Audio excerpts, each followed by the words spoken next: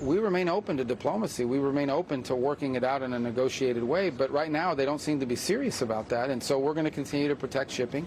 We think other countries should join us in that endeavor. We don't need them to, but they should, because they're more impacted by it than we are. And at the same time, we are going to, when the opportunity presents itself, degrade their ability to target global shipping. Secretary Rubio says Iran isn't backing down and vows America will protect global shipping lanes. And the president says that includes a plan to, quote, bomb and destroy one bridge or power plant for any Iranian attacks in the Strait of Hormuz. Welcome to the Big Money Show. I'm Brian Brenberg, along with my co-hosts Taylor Riggs, Dagan McDowell, Jackie DeAngelis, and with us for the hour, Stockbrokers.com Director of Investor Research, Jessica Inskip. Welcome. Good to see you. Thank you. Happy to be here. Well, the president's tough talk follows the 11th straight night of U.S. strikes on Iran. New questions about global energy supplies are driving oil prices higher. This comes as President Trump attends the dignified transfer of the American service members killed in the conflict. They are indeed great heroes, actually. They said, all of them said very strongly, we cannot let Iran have a nuclear weapon. They won't have a nuclear weapon. So we're going to honor them. And one of the hardest things to do. For me, it's one of the hardest things to do as a president. But has to be done. Thank you. Dagan, it seems like diplomacy is, if not dead at this point, on life support. And I, you know, in light of what's happened in some of the Iranian counterattacks in recent days, the loss of U.S. life, I would understand a president who would take that viewpoint and change tact a little bit. Do you think diplomacy's over here? Do you think we're in a decisively new phase of this conflict? Absolutely. On both sides of this conflict, us and Iran. I mentioned this yesterday, and the Wall Street Journal has a longer piece about it, that Iran has showed that its ballistic missiles are still a force to be reckoned with, that its ballistic missiles, the attack on the Jordan Air Base that killed 2 of the U.S. service members, it displays that it still has significant weapons and a weapons arsenal. And President Trump, it should be noted, he appeared to kind of turn the blame to Jordan for allowing those missiles to slip through, if you will. But it raises the issue of Tehran's technology, the arsenal it has in terms of ballistic missiles, not just its drone technology, but also who is it receiving help from in terms of armaments, munitions, and also intelligence. I point to Russia and China to name 2. But this is a critical juncture for the United States. And I will point to, we talk about the 18 service members who have lost their lives this year.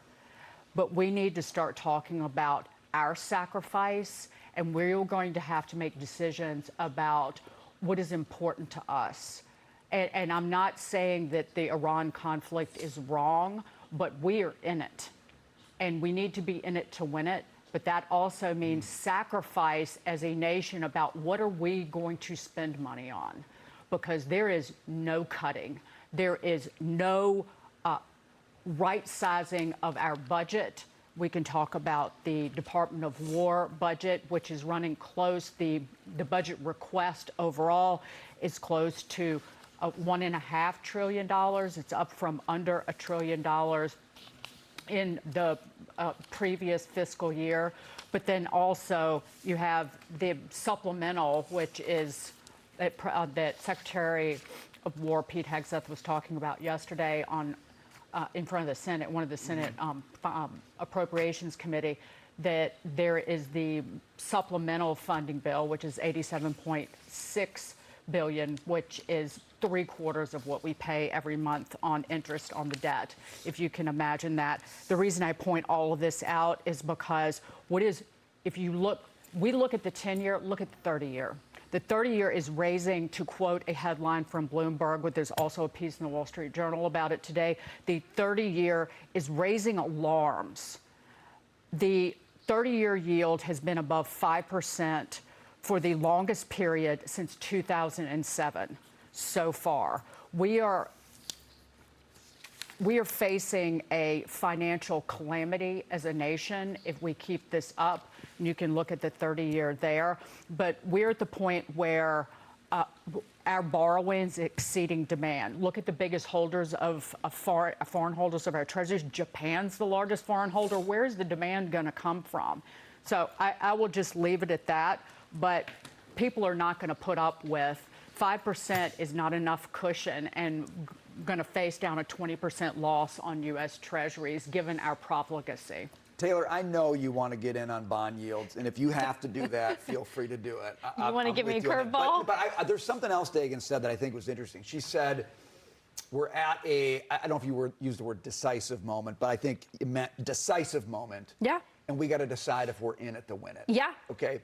And I want to know if you think what you're seeing right now tells you that we are in it to win it. And by win it, I mean nukes, a non-issue because it's gone, and Strait of Hormuz decisively not in the control of Iran and its proxies, because I'm also thinking about Bab al-Mandeb? Is that how you say it? Bab al-Mandeb. Bab al-Mandeb. Two straits, two waterways, neither of which can be in the control of terrorists and their proxies. So not speaking about that exactly, but sort of building on that theme, Brian, I read a wonderful note last night about the U.S.-Saudi nuclear deal. Okay, I definitely want to talk about that. Yeah. So leave that in if you want. Okay. And what that means about our relationship with Middle East non-NATO allies, and sort of what that means for us in terms of defanging Iran in the long term. So this could be seen as a positive. If you think about the theme of the year that's been geopolitical plus economic, not dependence, but interdependence. And the sort of growing mutual economic ties, mutual investment that we've had from allies and non-allied nations to sort of who is having this upper hand when it comes to U.S. versus China. And does the U.S.-Saudi nuclear deal that benefits U.S. firms, but also puts Saudi on the map of we're working with them, and we're looking at a couple eyes dotted line over to you, Iran. We're also keeping our eyes on you, too. And does that sort of signal to them that we are in it to win it in terms of that region?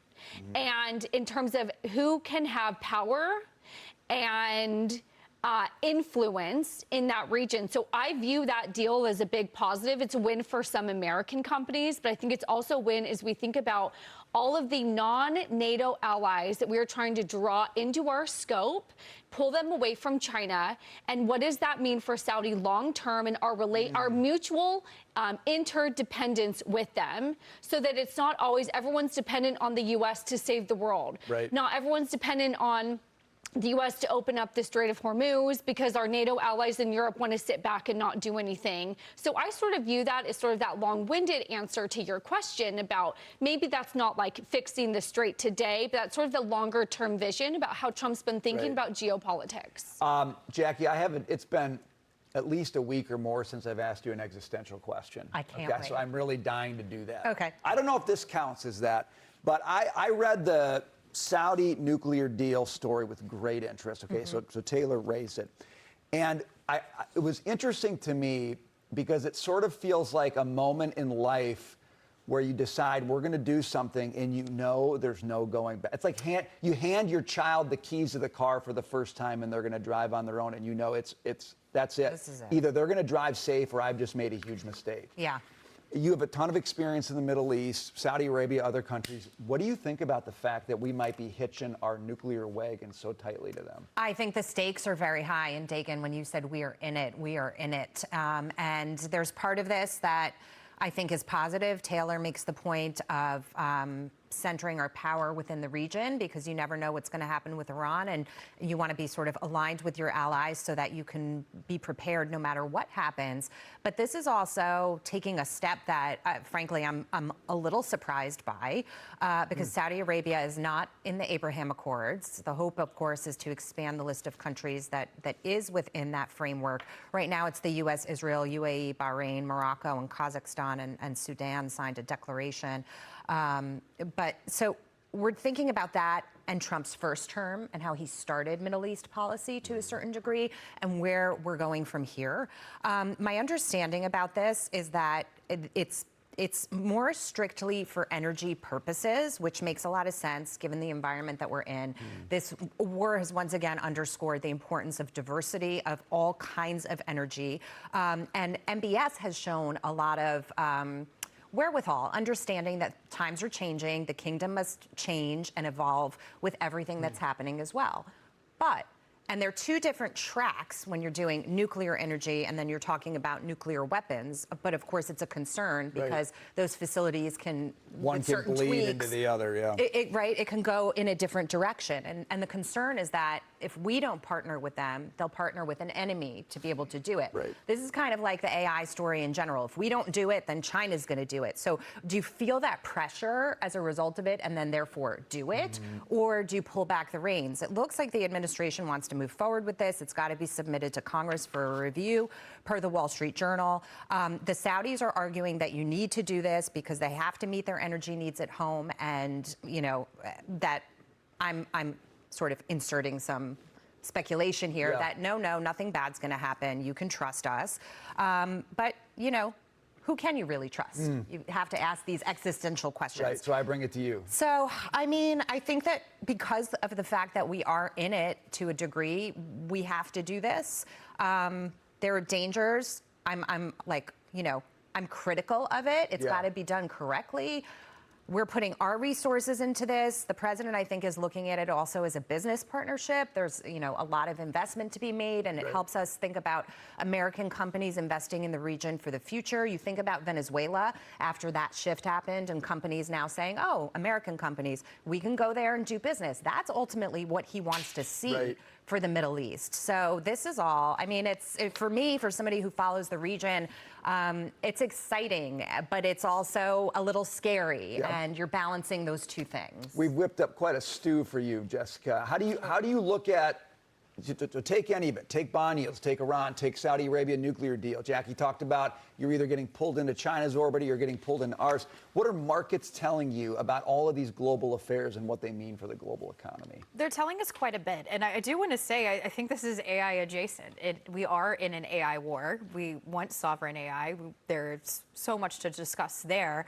The way that markets are interpreting is we can look at yields. The 2-year yield, I talk about this one quite a bit, shows us short-term inflation expectations. That is raising. We're still hitting new 52-week highs on that. That has been consistent since this war has started. The 10-year has normalized and come back down. We're up again, and then that tells us our longer-term inflation expectations. And then the 30-year, of course, is fiscal policy, and spending seems to be a component of that. What's interesting, though, is this is all about, or a big component is nuclear. Nuclear energy is required for data centers. We see older data centers being revived that were old nuclear energy. And this, I believe, has a big component with those AI wars. And if we think about the cloud hyperscalers or the stocks that are most sensitive to fluctuations in energy, a lot of it is hyperscalers because of their huge cloud and what's needed for electricity cost. A lot of that is contractually understood, and they're very creative with their finances and contracts. But that's why we see the Magnificent Seven lagging a little bit, I believe, is because of the Strait of Hormuz and the energy costs and fluctuations that do affect them. Different revenue streams, but it does have a huge impact on the market. And we're going to hit that theme big time. We are later. That was a great super tease to the next block.